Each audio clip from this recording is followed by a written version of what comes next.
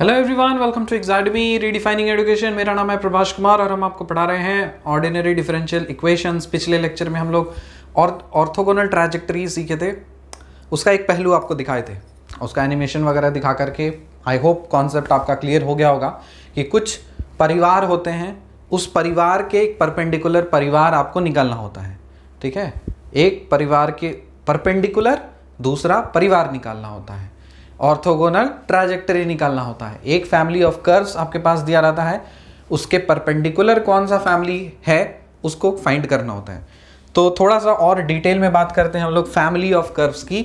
इसको हम जानबूझ करके इसलिए करा दे रहे हैं क्योंकि बहुत सारे ऐसे लोग होंगे, विद्यार्थी होंगे जिनको फैमिली ऑफ कर्व्स समझने में थोड़ी सी दिक्कत आ रही होगी, तो उसका एक प्रॉपर डेफिनेशन वगैरह देख लीजिए।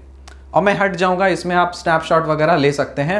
मुझे बहुत बार लोग फीडबैक दे रहे थे कि सर आप थोड़ा सा साइड हट जाए करिए, नोट्स लिखने में दिक्कत होती है। तो मेरे को एक बार समझाने दो, फिर आप छाप लेना। Family of curves, N equation which represents curves of the same type और ऑफ सेम प्रॉपर्टीज। दो अलग अलग चीज लिखा हुआ है, देखो बोला है सेम प्रॉपर्टीज होने चाहिए, साथ ही साथ सेम टाइप होने चाहिए। So an equation which represents curves of the same type and of the same properties. तो कोई एक ऐसा इक्वेशन जो कर्व्स को रिप्रेजेंट करे, और वो कर्व्स कैसे होने चाहिए, जैसे दो कर्व हैं तो दोनों का कर्व क्या होना चाहिए, एक जैसा होना चाहिए। दूसरा, दोनों की प्रॉपर्टी भी एक जैसी होनी चाहिए। तो वैसे इक्वेशन को जिसमें अलग अलग कर्व्स को आप रिप्रेजेंट कर पा रहे हो, जिसका प्रॉपर्टी सेम है और टाइप भी सेम है, तब उस केस में उस इक्वेशन को बोला जाता है फैमिली ऑफ कर्व। तो जैसे यहां पे function of x y c is equal to 0, कोई एक इक्वेशन मान लो जो एक्स वेरिएबल है, वाई वेरिएबल है और सी है। सी एक कोई भी आर्बिट्ररी कांस्टेंट है। कांस्टेंट का मतलब आप जानते हो ना, जो चेंज नहीं करता। लेकिन यहां पे इस पर्टिकुलर केस में C भले ही आर्बिट्ररी कांस्टेंट हो, लेकिन यहां पे C जो है वो वेरिएबल की तरह एक्ट करता है। इतना प्लीज ध्यान लीजिए, कंफ्यूज नहीं होना है। दो अलग अलग कांस्टेंट होते हैं, एक होता है कांस्टेंट जो आपका फिक्स्ड कांस्टेंट होता है, एक कांस्टेंट होता है जो वेरिएबल कांस्टेंट होता है। वेरिएबल अलग है, कांस्टेंट अलग है, उसको आप दो नजर से देखेंगे। वेरिएबल का मतलब जिसकी वैल्यूज बार बार बदलती जा रही हो, जिसकी वैल्यूज बार बार बदलती जा रही हो एक पर्टिकुलर इक्वेशन के लिए, ठीक है, उसको हम लोग वेरिएबल बोलेंगे। और कांस्टेंट किसको बोलेंगे, किसी एक पर्टिकुलर इक्वेशन के लिए वो वैल्यू फिक्स्ड है, वो वैल्यू फिक्स्ड है, तो उसको आप वेरिएबल सेपरेट करते हो और फिर इधर कांस्टेंट बोलते हो। लेकिन कांस्टेंट दो तरह का, एक बोला कि फिक्स्ड कांस्टेंट, मतलब उस पे तो आप कोई छेड़छाड़ कर ही नहीं सकते। जैसे एक फिक्स्ड कांस्टेंट का एग्जांपल क्या है, पाई है ना, 3.14, ऑयलर नंबर है, ई है, आयोटा है। तो ये सारे क्या है, फिक्स्ड कांस्टेंट रिप्रेजेंट करने का नोटेशन है। जैसे ई से आप ऑयलर नंबर रिप्रेजेंट करते हो, आई से आयोटा रिप्रेजेंट करते हो, है ना, फिर पाई लिख करके आप 3.14 उसको रिप्रेजेंट करते हो। तो वो सारे फिक्स्ड कांस्टेंट्स हैं, वो नहीं बदलने वाले किसी एक पर्टिकुलर, कोई भी पर्टिकुलर इक्वेशन के लिए। लेकिन यहाँ पे वो सी जो है वो आर्बिट्ररी कांस्टेंट भले ही है, लेकिन वो वेरिएबल की तरह एक्ट करता है। एग्जाम्पल से के तौर पे जैसे f of x y c, ये कोई फंक्शन होना चाहिए हमारे पास। तो हमारे पास फंक्शन है x square plus y square minus c square is equal to 0। ठीक है, तो एक फंक्शन है, एक इक्वेशन है मेरे पास। यहां से इस चीज को क्या लिखा मैंने, x square plus y square is equal to c square. अब ध्यान दो, अगर हम c का वैल्यू चेंज करते चले जाएं तो ये अलग अलग सर्कल बनते जाएगा, क्योंकि आपको पता है कि x square plus y square is equal to something square, ये क्या रिप्रेजेंट करता है, ये रिप्रेजेंट करता है एक सर्कल। जैसे आप लिखोगे equation x square plus y square is equal to 4, x square plus y square is equal to 4। इसका मतलब क्या हुआ, इसको आप लिख सकते हो x square plus y square is equal to 2 square. तो आपको ये कॉमन चीज पता है, कॉमन सेंस से बोल सकते हो कि ये एक ऐसा सर्कल है जिसका रेडियस 2 यूनिट्स है और सेंटर है 0,0। तो एक सर्कल को वो रिप्रेजेंट किया, तो उस सर्कल को सपोज मान लो वो ये वाला कोई अंदर छोटा वाला कोई सर्कल है, तो इस पर्टिकुलर सर्कल के लिए ये c की जो वैल्यू है वो 2 फिक्स्ड हो गई। सिर्फ इस वाले चीज के लिए, आप चाहे यहां पे रहो, चाहे आप यहां रहो, आप यहां रहो, किसी भी पॉइंट पे रहो, इस सर्कल के आप किसी भी पॉइंट पे आप रहो, तो आपकी c की जो वैल्यू है वो चेंज नहीं करने वाली। क्या बोले, ये यहां पे आप कहीं पे भी रहो, आपको वो चेंज नहीं करने वाली। समझ में आ रही है बात? क्या बोल रहा हूं कि इस पर्टिकुलर सर्कल के लिए c की वैल्यू चेंज नहीं करने वाली, लेकिन फैमिली हम तब बोलेंगे जब c की वैल्यू आप बदल रहे हो। जैसे आपने c की वैल्यू 2 कर दिया तो आपको ये सर्कल मिला, c का वैल्यू आप 3 कर दो तो इसको बाहर वाला मिलेगा, फिर 4 कर दो तो उसके और बाहर वाला मिलेगा। तो इस तरह से क्या हो रहा है, c है वेरिएबल के तरह चेंज कर रहा है। ठीक है, तो एक ऐसा इक्वेशन जिसमें आपके ये सारे जो पैरामीटर्स हैं इस तरह से आप नोटिफाइड करते हो, f of x y c is equal to 0, तो उसको आप क्या बोलोगे, फैमिली ऑफ कर्व्स बोलोगे। ठीक है, तो यहां पे देखो पहला example x square plus y square minus c square is equal to 0 है। इसको आप थोड़ा रिफ्रेम करके ऐसे लिख सकते हो, ये क्या रिप्रेजेंट करता है, family of curves whose centre is 0,0। तो यहां पे जो c है ना, ये वेरिएबल की तरह एक्ट करता है to get whole members of the family. पूरे परिवार के सारे सदस्यों को इकट्ठा करने के लिए c है। c का एक वैल्यू बदलो तो पोता आएगा, c का वैल्यू चेंज करोगे तो नाती आ जाएगा, c का वैल्यू एक और चेंज करोगे तो दादा आ जाएगा, पापा आ जाएगा, मम्मी आ जाएगा। c का वैल्यू बदलने से सब के सब आपके पूरे फैमिली में वही है। जैसे पूरा फैमिली है, आपका पूरा खानदान है, आप हो, आपके डैडी हैं, आपकी मम्मी है, आपकी नानी, काकी, दादी, सब के सब उसी फैमिली में रहेंगे। क्यों? क्योंकि सबका टाइप सेम है, सबका खून सेम है और सबका प्रॉपर्टीज सेम है, सब एक ही परिवार से है। बात आई समझ में? बस c का वैल्यू अलग अलग हो जाना चाहिए। ठीक, ऑब्वियसली अब आप जो हैं, आपके भाई तो नहीं हो सकते, आपकी सिस्टर तो नहीं हो सकती, क्योंकि अलग अलग है ना। तो अलग अलग फैमिली मेंबर को रिप्रेजेंट करने के लिए इस तरह से याद रख लो कि जो c है, ये अलग, c की वैल्यू हम चेंज करेंगे तो हमारा फैमिली मेंबर चेंज होगा, लेकिन हम सब उसी फैमिली के सदस्य हैं।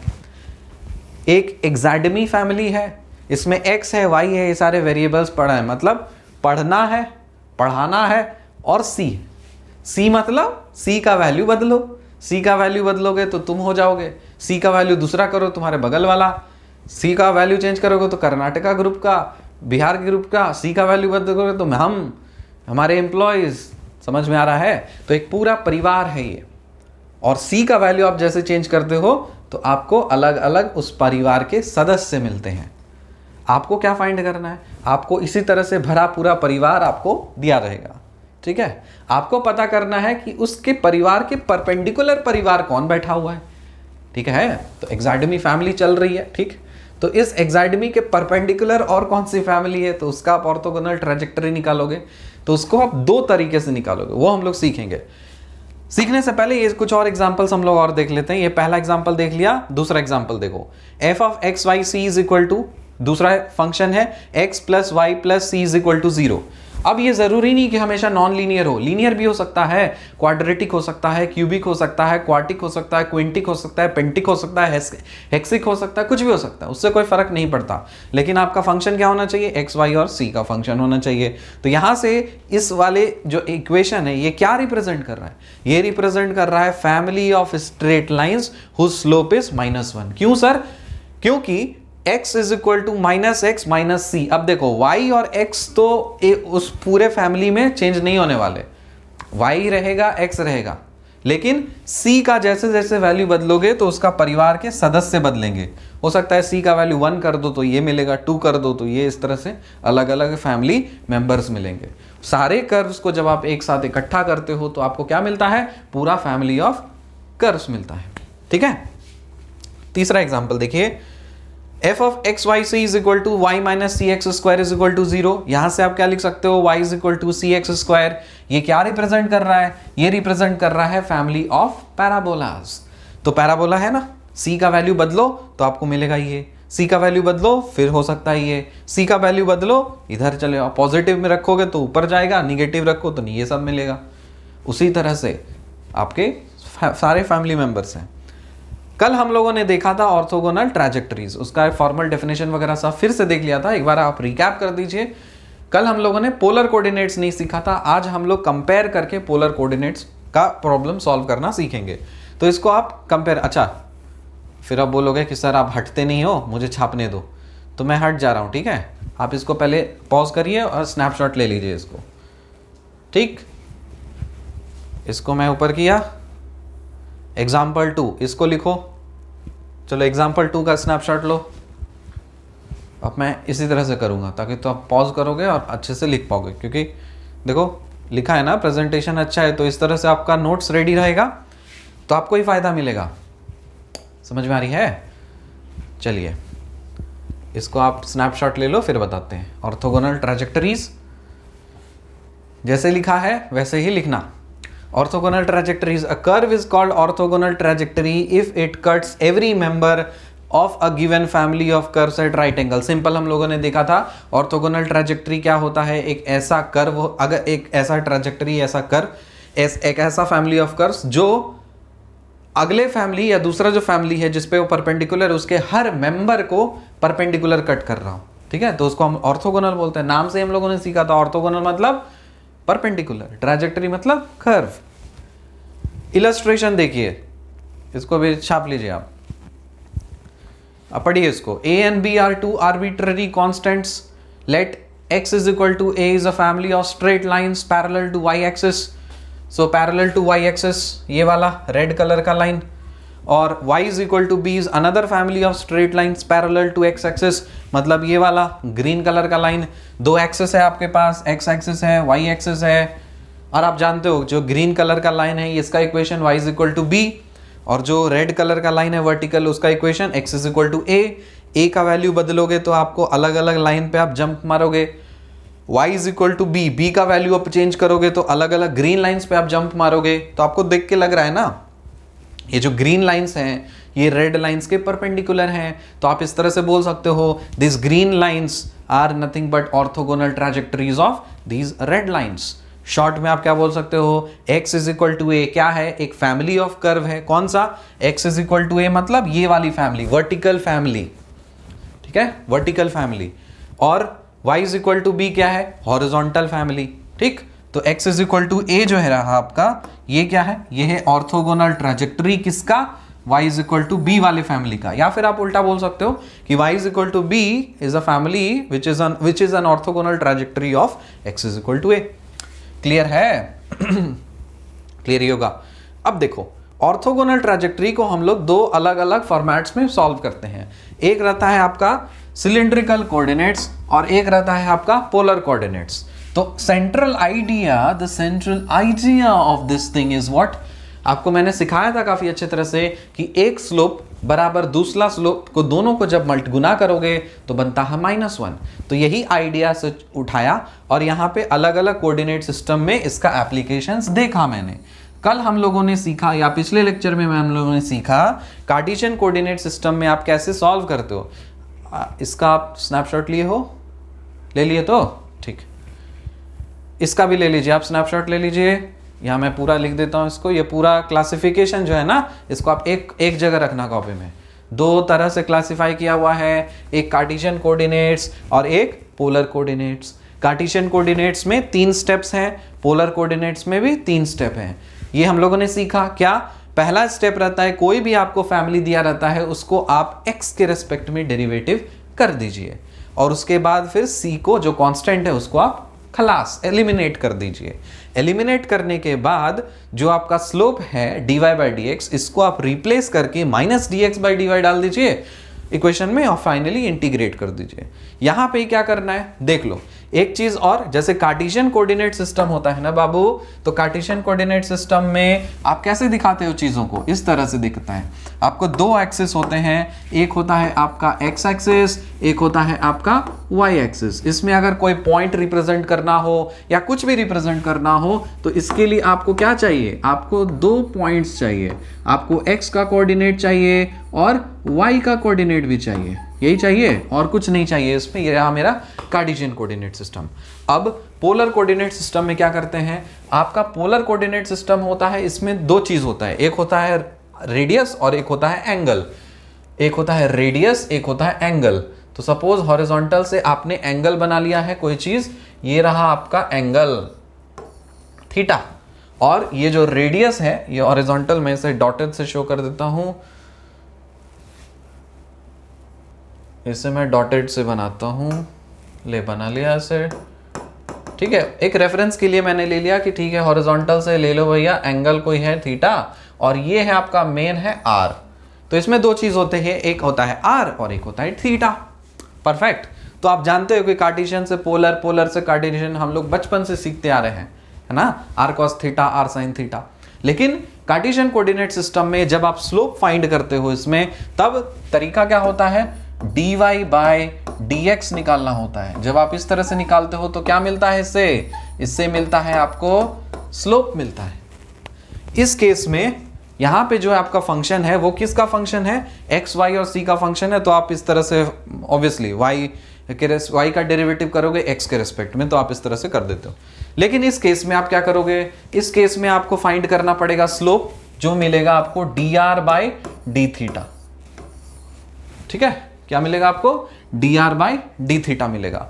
तो यहां पे जैसे आपने dy by d x find करके minus d x by d y replace किया, यहां पे dr by d theta find करके आपको रिप्लेस क्या करना है, सिर्फ minus d theta by d r नहीं, आपको आर स्क्वायर के साथ मल्टीप्लाई करना है। ये चीज नोट करने वाली बात है, कंफ्यूज मत होना। Minus r square into d theta by d r, देखो यहां पे रेसिप्रोकल लिया, d y by d x का reciprocal d x by d y, d r by d theta का reciprocal d theta by d r, यहां पे minus, यहां पे माइनस, यहां पे 1 मल्टीप्लाइड है, यहां पे आर स्क्वायर मल्टीप्लाइड है। बस यही थोड़ा सा चेंज है इसमें, तो इसका आप ख्याल रखिएगा। और फाइनली आप रिप्लेस कर देंगे, तो इधर भी इंटीग्रेट करिए, इधर भी इंटीग्रेट करिए। चल इधर प्रॉब्लम सॉल्व करते हैं इसको। दो सवाल है हमारे पास, find the orthogonal trajectories of x square plus y square is equal to c square. हालांकि प्रीवियस वाले लेक्चर में इससे कॉम्प्लिकेटेड प्रॉब्लम हम लोगों ने उठाया था, लैम्डा वुंडा करके टीवी में दिखाया था, याद है ना, रिमोट से दिखाया था उसको। तो आई होप वो सॉल्व कर लिए होंगे, और वैसे ही प्रॉब्लम्स आते हैं, इसलिए आप रिगरसली प्रैक्टिस करिए, कॉन्सेप्ट आपका यही है। चलो सब पहला सवाल सॉल्व करते हैं, पानी पी के आ गए हम। पहला क्वेश्चन आपके पास, find the orthogonal trajectories of x square plus y square is equal to c square. So first question is x square plus y square is equal to c square. अब यहाँ पे थोड़ा सा जादू देखोगे, सॉल्व नहीं करेंगे, इसके साथ थोड़ा जादू देखो क्या क्या करें। इक्वेशन है, इसको आप कर दीजिए कन्वर्ट डिफरेंशियल इक्वेशन में। फॉर्मेशन ऑफ डिफरेंशियल इक्वेशन का प्रॉब्लम रहेगा तो क्या करेंगे, डिफरेंशिएट कर देंगे।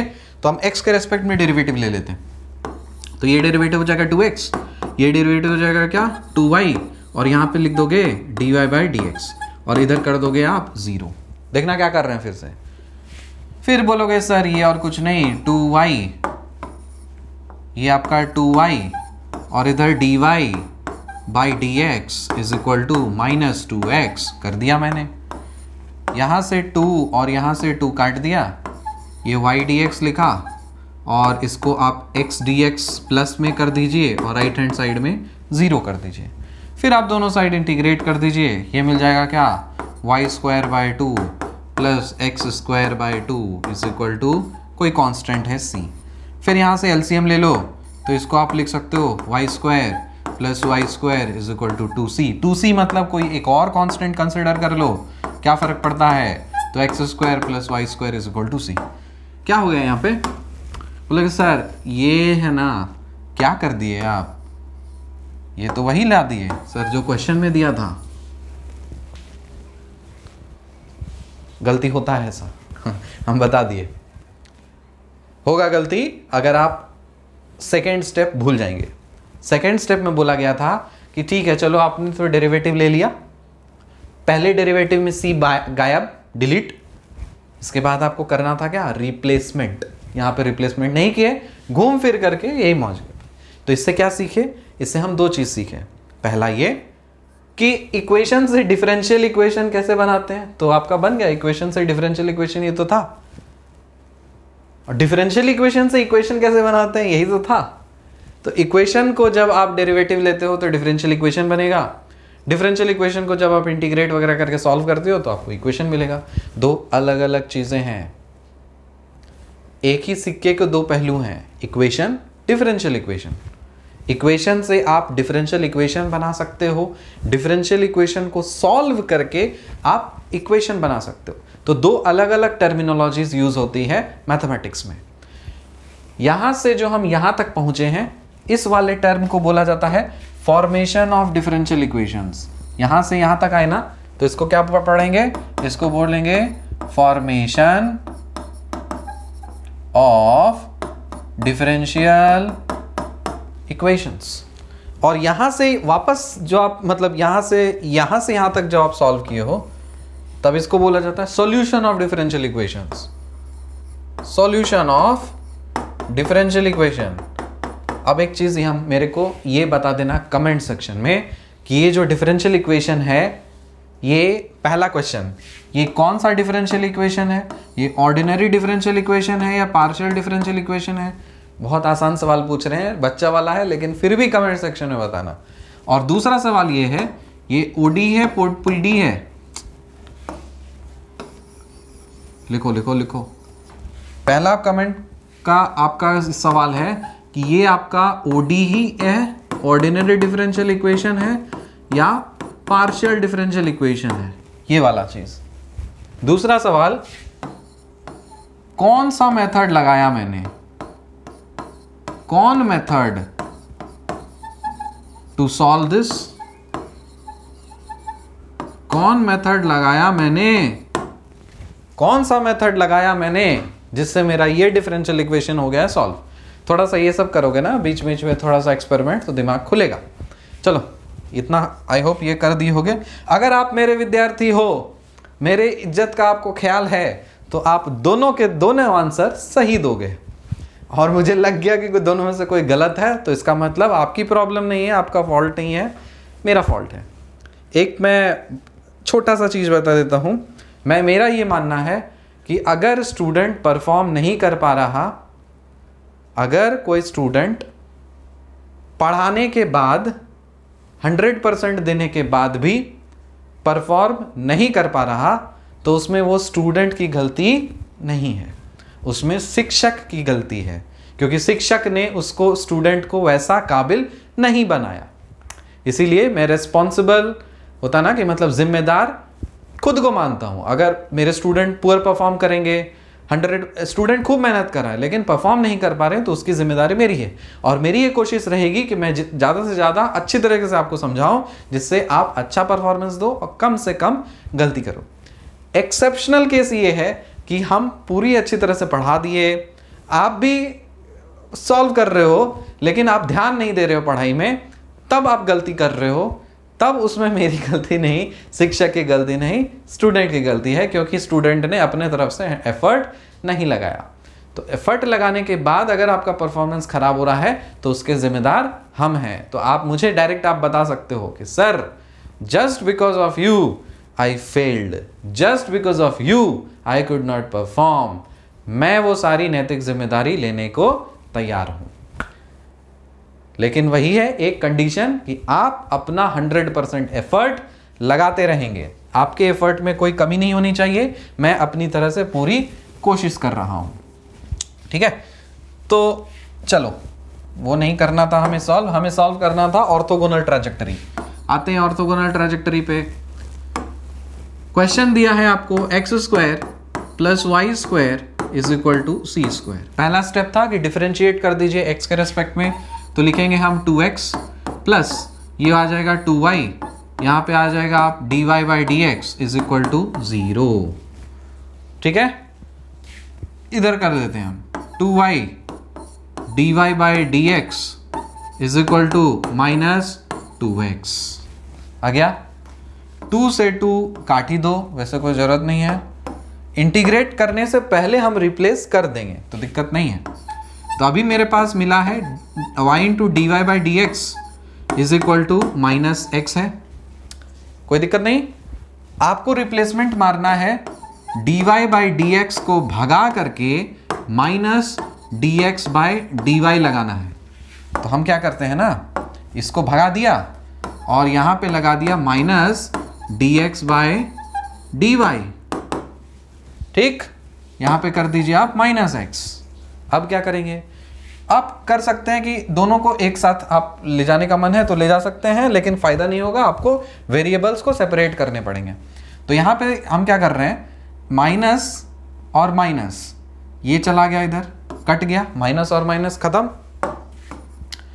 इधर आ गया आपके पास dx divided by x, dx है ना, तो x आ गया इधर, और इक्वल टू में उस साइड क्या लिखोगे, बोलोगे ये और कुछ नहीं सर dy बाय y है,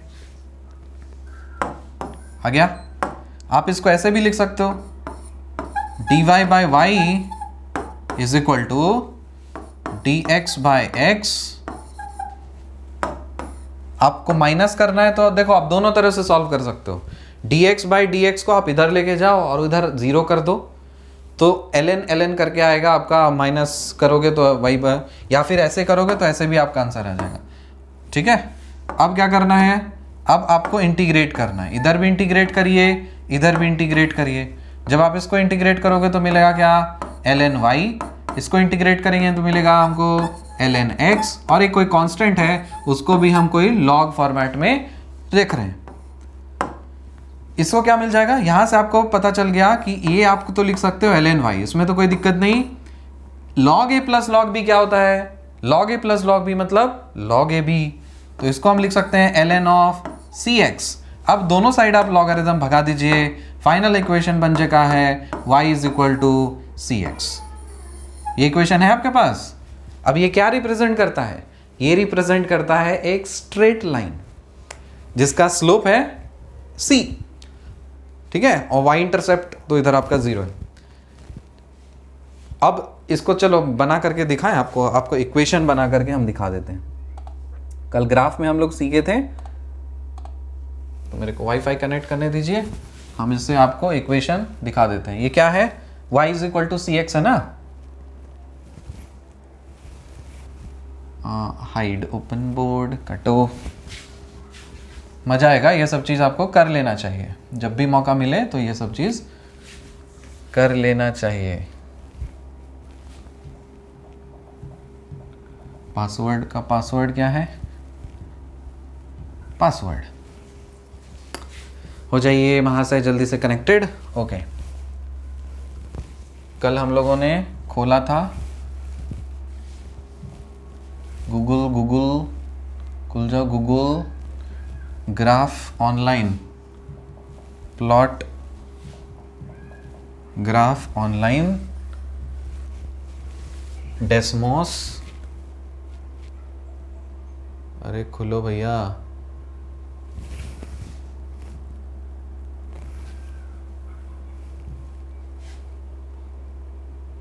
चलो दूसरे में सॉल्व करते हैं।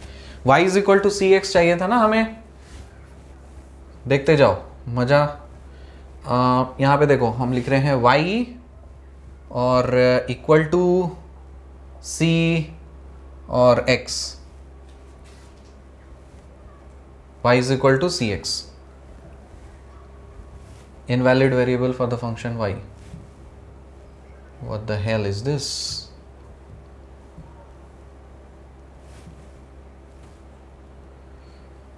फंक्शन y,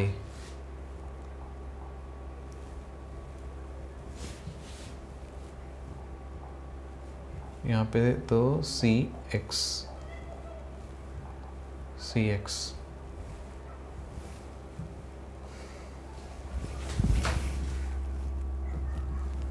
अरे भागो भाई, हट।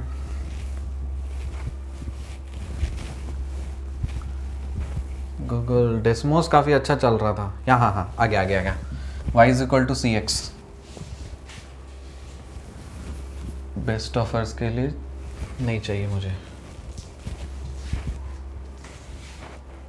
y equals to c x, ad slider मिलाइए। अब देखो यहाँ पे इसको हम चेंज कर दे रहे हैं, ये गया वो गया, इसका ऑर्थोगोनल ट्रैजेक्टरी, ये किसका ऑर्थोगोनल ट्रैजेक्टरी है, ये आपका ऑर्थोगोनल ट्रैजेक्टरी था फैमिली ऑफ सर्कल्स का, ठीक।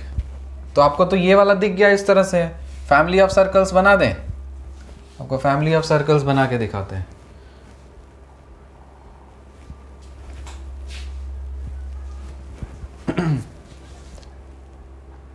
X square,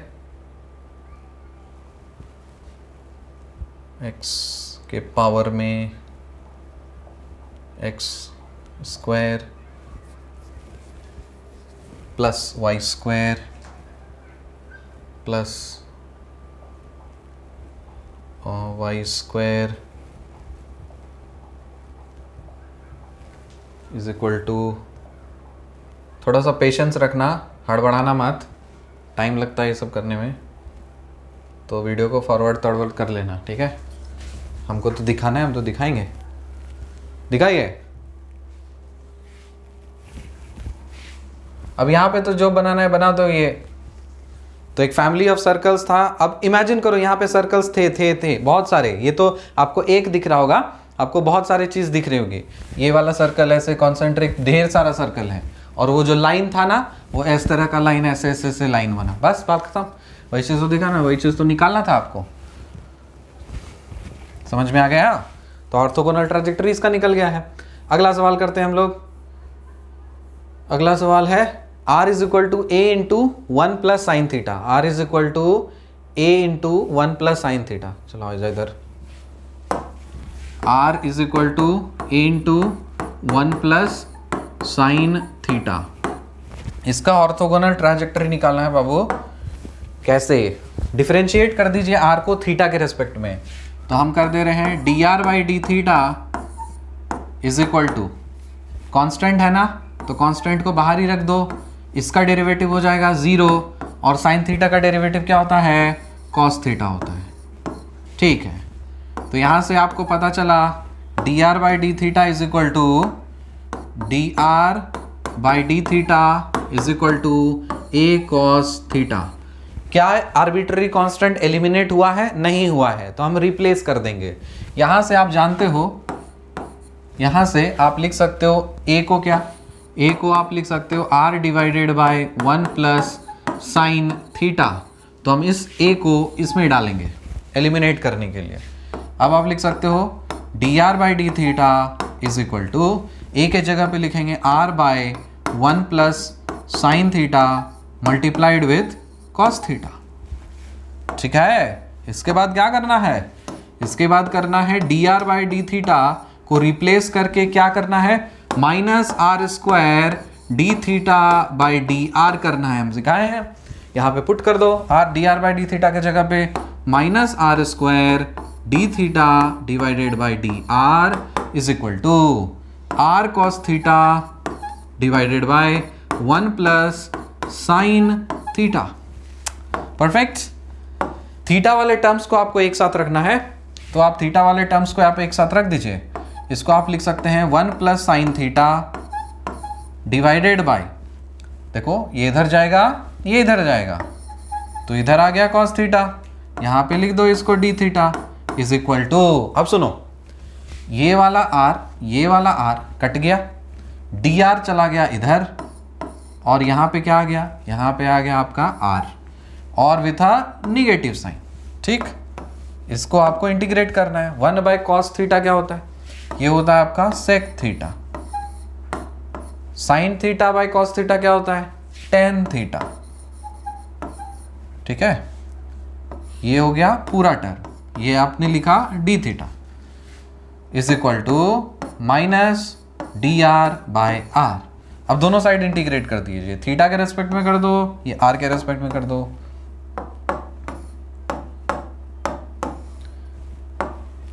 integration of sec theta d theta direct लिख देते हैं। सेक थीटा का क्या होता है? Integration of sec theta is, या integration of sec x is log mod. Integration of sec x क्या होता है? भूल गया मैं। Integration of sec x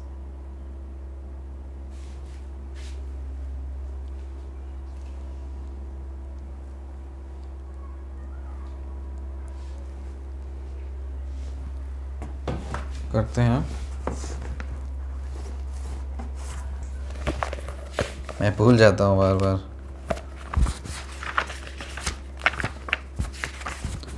integration of sec x is log mod sec x plus tan x, ये होता है log of sec x sec theta plus tan theta plus tan theta का integration log of sec theta is equal to इसका integration minus l n are.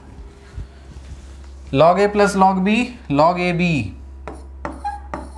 तो log sec theta plus tan theta को multiply करना है मुझे sec theta से, और यहाँ पे प्लस कर देते हैं l n r is equal to, और यहाँ पे l n c, sec square theta plus sec theta tan theta plus, ये आपको लॉग कर दीजिए लॉग ऑफ, फिर यहाँ पे भी log of log of,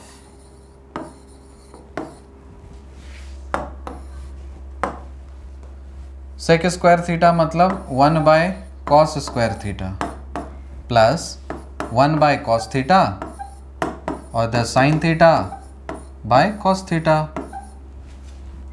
1 plus sine theta divided by cos square theta, ये आपका लॉग का पार्ट है, फिर plus log of r is equal to log of c, log a plus log b, log a b, तो यहाँ से आप लिख सकते हो आर इंटू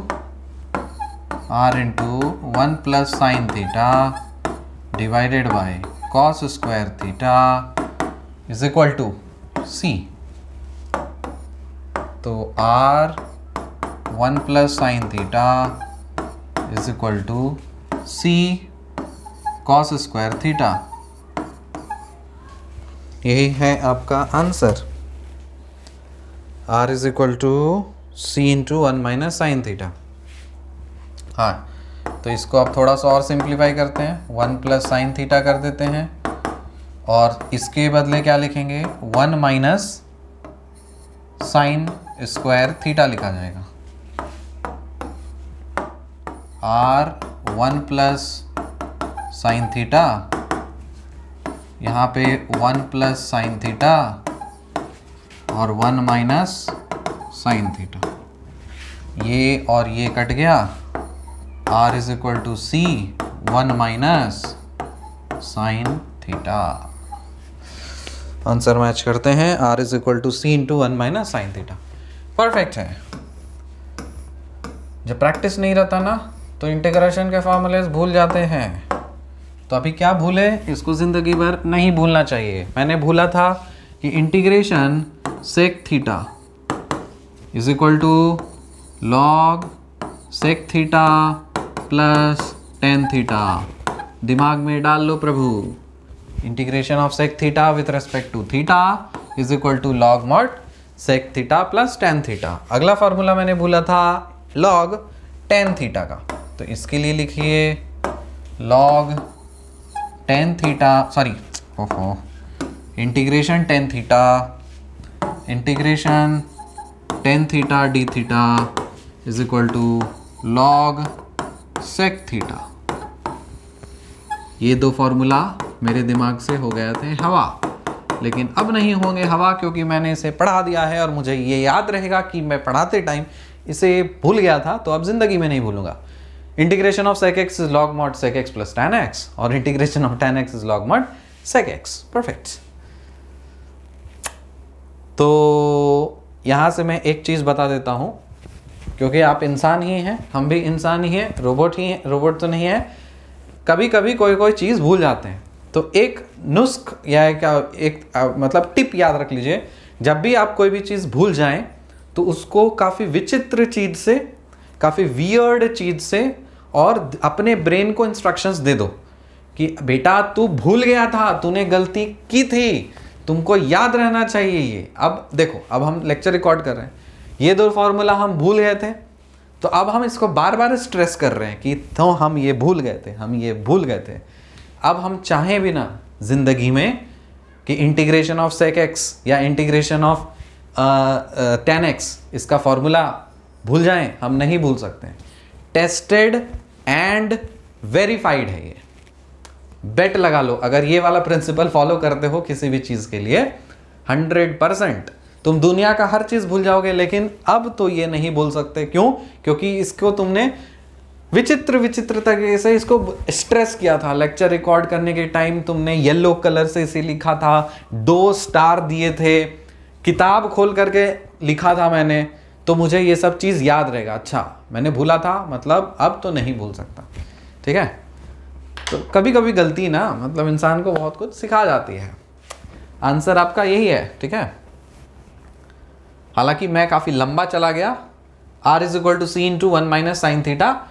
आप इसको डायरेक्ट एक लाइन में भी इंटीग्रेट कर सकते थे, कर लो वो जो साइन स्क्वायर वगैरह उस फॉर्मेट में कट छट करके आपको डायरेक्ट आंसर आ जाएगा। लेकिन होता है ना सबके अपने अपने रास्ते अलग अलग होते हैं, तो मेरे दिमाग में अभी क्लिक नहीं किया था कि साइन स्क्वायर थीटा को मैं क्या लिखूं नहीं लिखूं, मैं इस फॉर्मेट में कर दिया। आंसर सेम है, नंबर नहीं कटेंगे। तो 2 क्वेश्चन मैंने आपको दिया, आपने उसको कर लिया है सॉल्व। ठीक है, और आई होप काफ़ी अच्छी तरह से आपको समझ में आया होगा ये दोनों प्रॉब्लम। एक कमेंट सेक्शन का प्रॉब्लम दे दे रहे हैं, वो आप बनाइएगा, मिलता जुलता एक प्रॉब्लम। हटाओ, ये सब की ज़रूरत अब नहीं है हमें।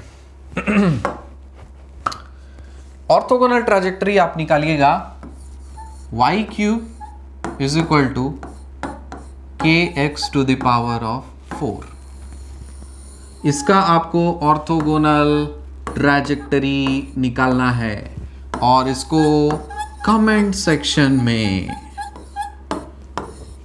आंसर इसके लिखने हैं। अगर आप इस क्वेश्चन को सॉल्व करके कमेंट सेक्शन में लहरा देते हो बहुत सारे आंसर्स, तो मुझे ये विश्वास हो जाएगा कि आप सीख गए हो चीज़ों को। साथ ही साथ एक और प्रॉब्लम देते हैं, ये तो कार्टेशियन कोऑर्डिनेट का है, एक पोलर कोऑर्डिनेट का लिख लो। पोलर कोऑर्डिनेट का r square is equal to a 1 minus sine square theta. ये भी एक फैमिली ऑफ कर्व्स है, इसका भी आप ऑर्थोगोनल ट्रैजेक्टरी फाइंड करिएगा और कमेंट सेक्शन में लहरा दीजिएगा। मिलते हैं आपसे अगले लेक्चर में, तब तक के लिए टाटा बाय बाय, अपना ख्याल रखें।